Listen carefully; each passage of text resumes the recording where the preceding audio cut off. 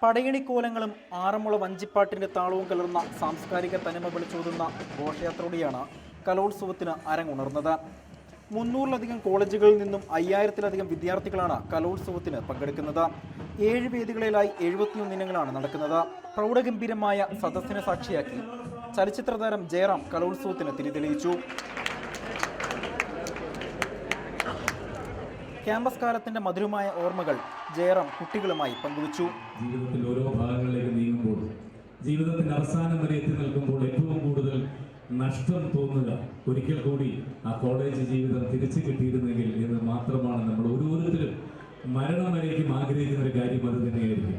അപ്പോൾ അതുകൊണ്ട് തന്നെ എല്ലാ കോളേജിലും, കേരളത്തിലെ ഓരോ കോളേജിലും ഓരോ പൂമരങ്ങളുണ്ടാവും.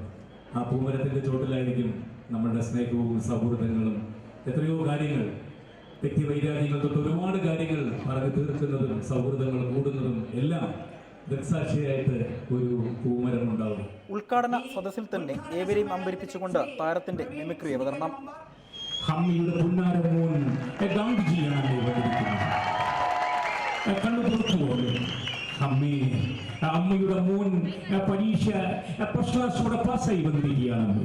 അമ്മേ, ലോകനാർക്കാവിൽ അമ്മയാണ്, തിരുവക്കത്തപ്പനാണ്, മരിച്ചുപോയ കുഞ്ചാക്കോയാണ്. ഇന്നേക്ക് 41-ാം നാൾ ഞാൻ ബ്രിട്ടീഷുകാരുമായി അംഗം കുറിച്ചിരിക്കുന്നു. അമ്മേ, അമ്മേ. കലയുടെ നുപരധ്വനികളാൽ മുഖരിതമായ കലോത്സവം 24-ന് സമാപിക്കും. ക്യാമറമാൻ ശ്രീലാൽ കൊട്ടാരക്കരയ്ക്കൊപ്പം അജി കുഞ്ഞുമോൻ, റിപ്പോർട്ടർ, പത്തനംതിട്ട.